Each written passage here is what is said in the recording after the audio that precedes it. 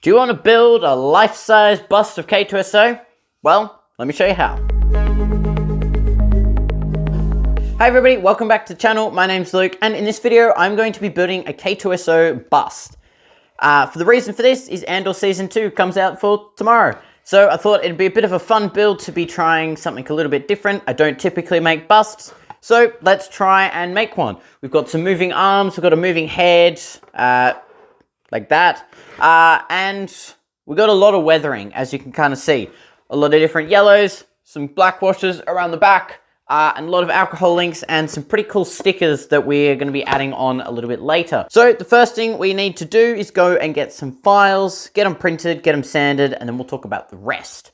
So for the files, as always, we are going to be using this channel sponsor, DO3D. Now, these files are actually the life-size full build, but in my sake, I am just going to be taking the chest, the arms, the biceps, and the head, and then just leaving the rest off because I don't want to sand that. So at the moment, I'm going back and forth. We're editing these files along with DO3D. Seeing these files are quite old, so that these files can be updated. So if you wish to build this or whatever, if you want to build the whole thing, the bust, the head, these files are now fully updated.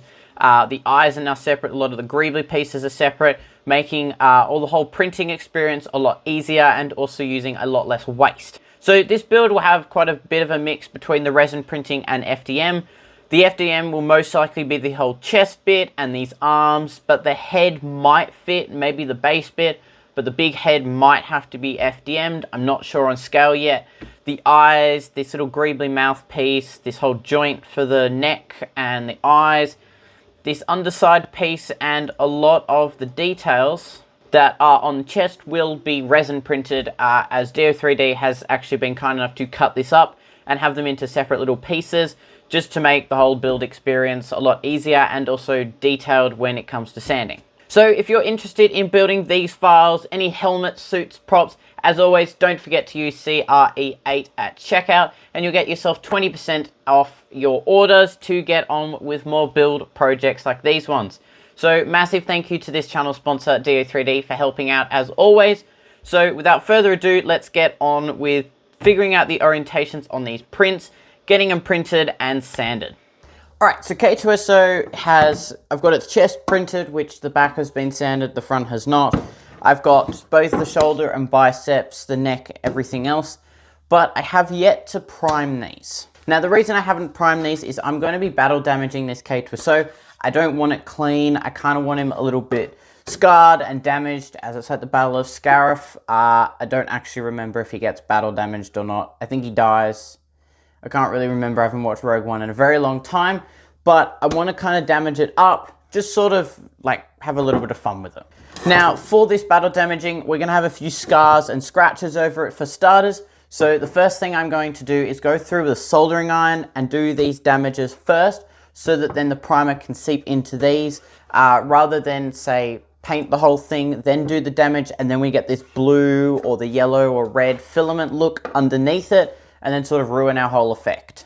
But the next step that I need to do is go through and use some liquid latex. Now, this is the latex I'm going to be using. This is just mask making latex, but really any latex for Halloween costumes or something will do the job perfectly. Now, I did use a little toothpick just to apply this. I just went around some of these little spots just here. This is more of a test piece rather than the product. But you can kind of see just little blobs of it here and there, just covering up the base coat, which I did in silver. Now, I chose to do this in silver is so when I take the latex off, you get that nice contrast of black and then some silver accents. These will be black washed and detailed, so don't worry about the shine. So really any silver is going to work perfectly for this. So I'm just going to go through, add some latex onto these little bits and pieces. So now everything has been sanded out and smooth.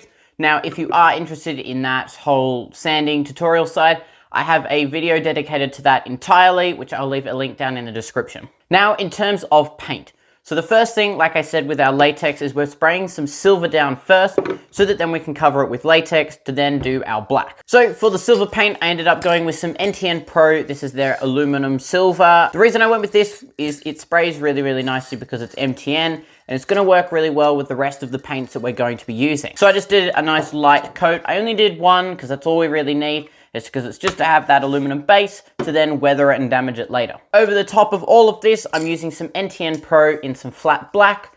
This is sort of like a semi-glossy flat black. And it does look really, really nice once it has been painted. It does go down a little bit wet, and it looks really, really shiny, but it dries out really nicely. And you can see where I've gone through and done some of this damaging and weathering. I've left some top lines because I have ideas on what we can do with them later. Then, as for the yellow stripes that go around his chest or shoulders, I can't remember whereabouts, I'm just going to be using some Createx yellow. This is just their Illustrator line, but really any of the Wicked colors or just their standard range will do perfectly for this. Or in junction, you could be just using Silverlegio or any sort of acrylic paint that's going to work really nicely to pair with the flat black. Then our very last thing that we won't actually be painting, I will be doing a stencil cut on my cricket, is doing the Imperial logo on the side of his shoulder. I'll be getting into this in a little bit more detail later. We're just going to be using some white vinyl on a Cricut Maker 3, just slice it out and then transfer it straight on. I do not want to tape and paint that, so I'm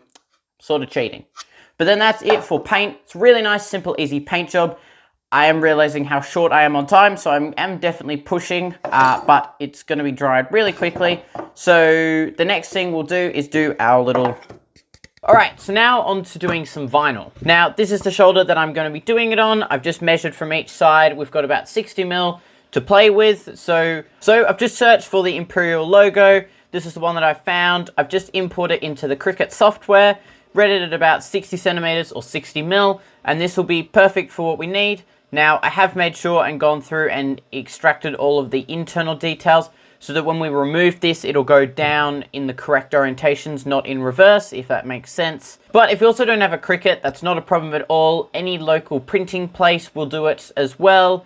Or if you wanted to try and print a picture out, then you could lay it down, cut it out, make it out of tape, then tape the piece on and then paint it. Obviously, it's a lot more work than obviously just cheating like I am and using a Cricut, but I don't get to use my Cricut a lot and really, really want to do it.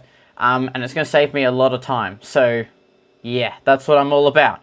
So we're just going to load up just some plain old white. Now this is the permanent vinyl solution. So we do risk pulling up paint if we put it in the wrong spot, but it also means that the thing won't pull up when we are handling it or it gets transported, which is always a benefit. I can also clear coat this. I probably won't for just the sake of this video and time, but you could definitely clear coat this into place and then it'll be even more permanent. So the very last thing with this build is doing all of the weathering. Now, like I mentioned, I want this thing really damaged and sort of beaten up. And here's an example of the shoulder, and you can see it's quite heavily beaten up. There's a lot of like stains through the paint and a lot of like oil sort of textures through it to give that effect. You will also notice these little spots around here were our bits where we used the soldering iron and destroyed it. I did put latex, but I actually don't want to remove it. I'm kind of liking this sort of uneven texture that the latex gives, along with the soldering iron. So for this, I'm not going to be taking it off, but if you do want to take your latex off, go for it. For this, I'm leaving them on. Now to do all of this weathering, I just used some steel wool to be adding some of these little accent details around the sides of the face and the mouth. Because we've got only a very thin layer of black and we've got some silver underneath, that's going to be leaving some uneven, jagged marks from the steel wool into the black paint, making it look more realistic rather than just down the side and one clean finish. I went through just with a paintbrush, mixing these up, sort of adding it into the deep crevices around some of these silver accents, just splodges around the back, on the arm, over the logo and all that sort of spots, just to give it more texture and detail, like I said. Then to finish it off, I flicked some naphtha over the top of all of this paint once it had dried, so that you sort of get this sort of effect. This effect sort of gives it as that worn, water damage sort of look, which I think is really, really cool, especially on pieces like this. And I've also gone heavier on the chest and the back, which I'm not going to try and lift because it's really heavy. But then I've also added some black and some red around the back, just to give it that little bit more intricate details. Like so onto the control panel on his back, just adding a little bit of red and a little bit of silver adds a lot more detail to this thing. And then that's pretty much it in terms of weathering. Go as hard as you want, light as you want. Take your time in building this sort of stuff. Make sure all the parts are separated so that you can do different pieces with different weathering colors.